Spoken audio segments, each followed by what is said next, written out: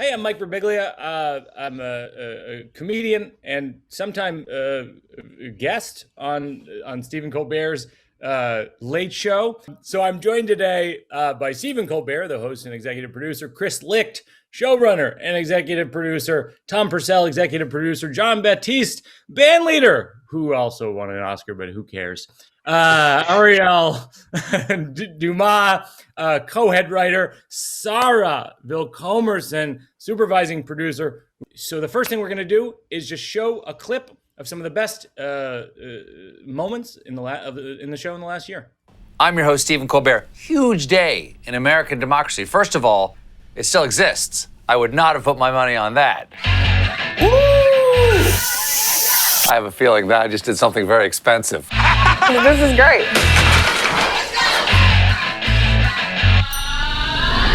Well. Oh my God, it's Jon Stewart! Hello? We need to have fun. We can't forget about fun. Are you gonna drink that bourbon or are you just gonna look at it? We're live. I don't really know how. Bury me beneath the willow, under the weeping willow tree. So I better hush before you cry yourself to death and we can't finish the show. Like a lot of Americans, I'm under a lot of stress right now, Dolly. Snap out of it! Where'd you get that? I don't know, I work in TV, they give me things. I dug out my old mood board. Taylor, those are all pictures of me. No. This is a pizza. It's what I do. I don't know if you've been paying attention. It's been kind of crazy out here. we're all a little tired. This is how I want to sit today. This is America's posture. Folks, we're just 49 days from the election, and I don't have to tell you that this is an important one. This is an important one! Would you like to get on stage and debate Mike Pence? I'd buy a ticket to that. Oh my God, look at his hair! He's so full of crap! He's attracting flies! Hold on, we've got Rudy Giuliani, we've got the president's lawyer. This is the climax of the movie, and no one thought it might be worth charging the phone? Forget fact-checking this debate. We couldn't even do any sentence finding. You're rich. I think we're ready to get it done. I'm not getting any of the sleep I normally don't get. After 4 years, Americans can exhale. We can't be complacent. We have to put our heads down and keep doing the work starting tomorrow. For now, come on, Chris. Do the wave. Do the... We're taping this just a little while after Donald Trump walked into the White House briefing room, actually, and tried to poison American democracy. So we all knew he would do this. What I didn't know is that it would hurt so much. I didn't expect this to break my heart. We're not going to show you a second of what that sad, frightened fraud said tonight. Because it's poison and I like you. I've rarely been as upset as I am tonight. Because today, the U.S. Capitol was overrun for the first time since 1814 and a woman died. Who could have seen this coming? Everyone, even dummies like me. Remind me, are we great again yet? You are about to be the most powerful person in the world. What is President Biden going to put into the world? The values I would die for, we are still in search of making those real. Justice for Black America is justice for all America. It is nothing wrong with having the anger and emotion and passion overspill that we saw. And the prompter just says, insert joke here. Can we get a really good joke there? Super topical, on point, but really funny and heals a nation? Thank you. Hey! My ears are blessed with a TikTok meme, a sailor song, this is my dream. A late-night TV host named Colbert, dressed from the waist up with bold flair. I'll give it a shot. Okay, I'll give it a shot. let's try it. Breathe in. Whew, okay.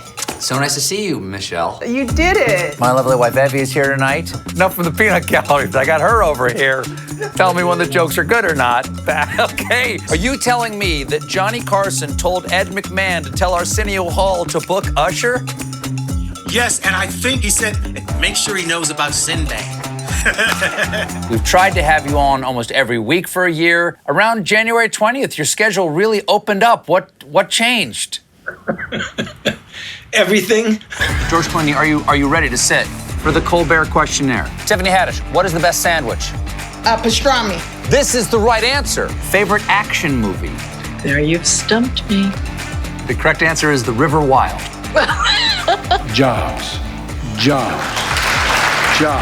Okay, he seems to be buffering. Can somebody unplug him and plug him back in again? Tonight, an actual small business that's been struggling during the pandemic will get their very own Super Sunday ad. Foggy Pine Books on King Street and Boone, between the Baptist Church and the Boone Saloon.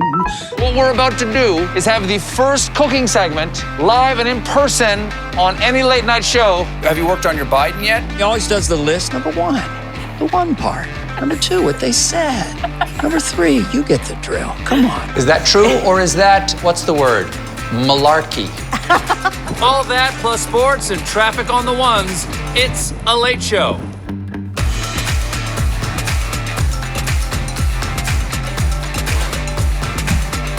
Wow. That's nice. That's a clip reel, right? That's a nice reminder. Stephen, I'll just start with you. So we got all of your staff here. What would the show be without them? Well, without these people, we'd be in big trouble. But they'd be the first to tell you that there's about 205 more people who are on this call. We'd love to have all of them. Wow. But getting 210 people pulling on the same rope every day is extraordinary. And the process put together by Chris and Tom, both from a production and a creative level, is 49% of the enjoyment of the show for me. And that has only been highlighted over the past year because it's, okay, all the incredible things you have to do. You have to defuse a bomb every day because there's something chaotic and dangerous about doing a late night show. The last year they've had to do it with mittens on. Or they had to do it with those reacher grabbers or something like that because everything's been at a distance. In the pandemic, you find out which entertainers show up. And I feel like that with your show, it's like you've really shown up, and I'm trying to figure out sort of why, what gets you to show up the way you do? I think we've all got a little bit of is that all you got, old man? Of enjoying the storm a little bit, because you have to love the grind a little bit to do one of these shows. We love a challenge, right, Ariel? I mean, remember when there was a blizzard this year? Your first response was, I gotta go out there. There's a love of comedy writing. There's a love of comedy performing. There's a love of musical performance. I mean, John can speak to this. The band was really separated from each other, and we could have just had them play one little track and use it over and over again. But they were antsy creatively to collaborate with each other in ways where they're shooting in separate apartments and blending it together on Pro Tools. Like, I mean, John can speak to that. It's like, that is the drive of a creative person to continue to create no matter what, because it's a kind of a lifeblood thing. Wouldn't you say, John? Oh, yes. It's amazing how focused the show is on evolution and growing. You're never going to see the same show. Depending on what's happening in the world, the show is always going to be right there. Yeah. It really sets it apart from any other show. I mean, I'm biased, but I think it's different across the board, the variety of things that we can talk about, the type of music that we play, the ability for us to change when the news cycle changes. You should see when we were in the theater, and even now, the news cycle will change after rehearsal. And then everything in the show will have to change within a matter of hours or less. Yeah. And we'll even play songs based upon what's happened in the change of script on stage. Yeah. Without having rehearsed them. So I don't think we would feel the push to do that if the ethos of our whole team wasn't about that. What is everyone's favorite memory from this year? I will say my favorite is Steven in the bathtub.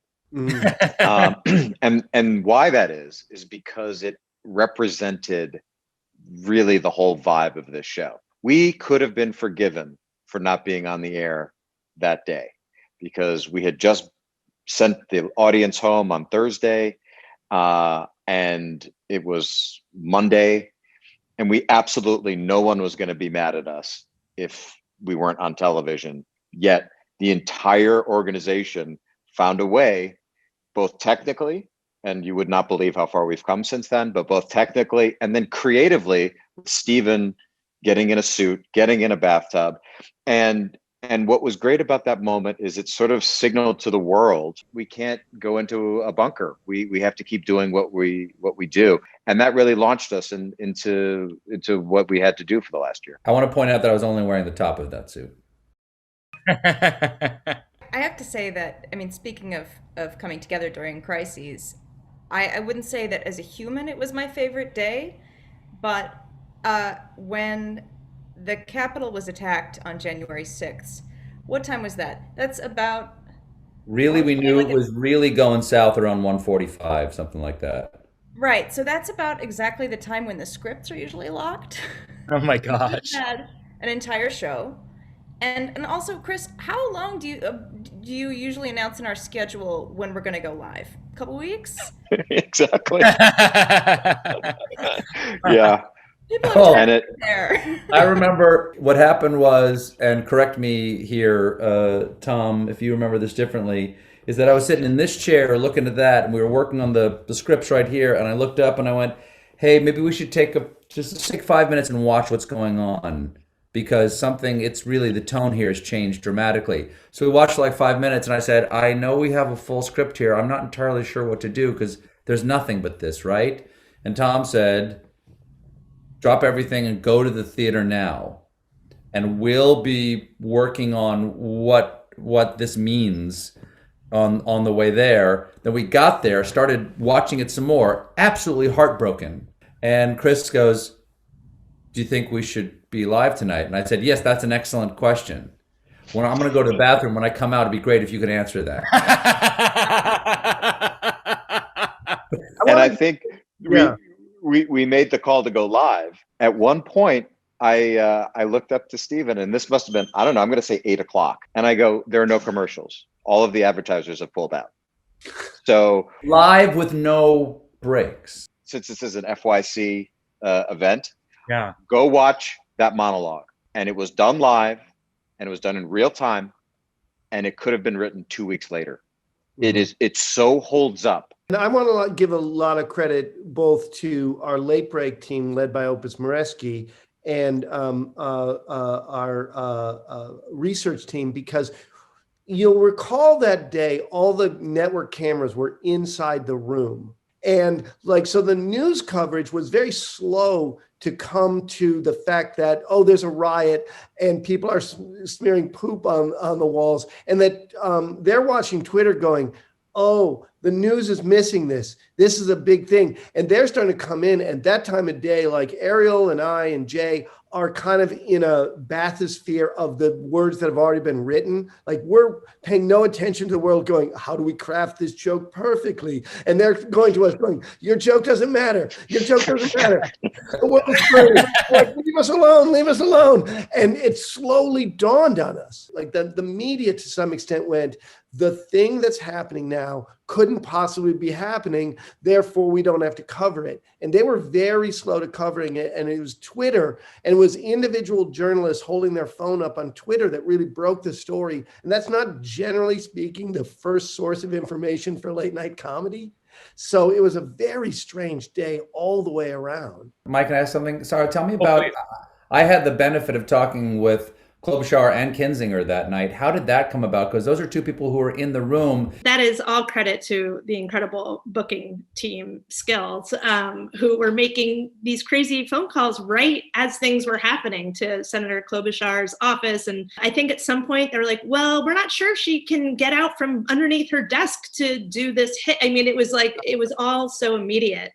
To get her in a safe place, and same with Congressman Kinzinger. And I think that's a testament to, all the goodwill the show has incurred over the years of knowing that this is the right place to come and talk about things in real time. And we're on the subject, I just want to point out that we do a cold open every night, and we've done hundreds and hundreds of these cold opens. We never don't have a cold open, but that night we just said to the cold folks, like, don't guys, there's no way you're going to find the right tone. Like, don't worry about it. And they said, we understand what you're saying. Would you give us a shot? And they said yes, and go watch that too. They managed to find the right tone. And we started the show with comedy, which is it's a comedy show. However much we talk about the things that we talk about, because we don't set the agenda. The agenda is whatever the national conversation is. It's like, I'm not a news guy, but it can get so dark that you have to keep reminding yourself, no, comedy show. That's it. Number one. That's the only thing. That is our goal at all times. That is always the North Star. And I'm just so blown away by that night. They went, no, we actually can start the show with comedy. We think we found the right turn.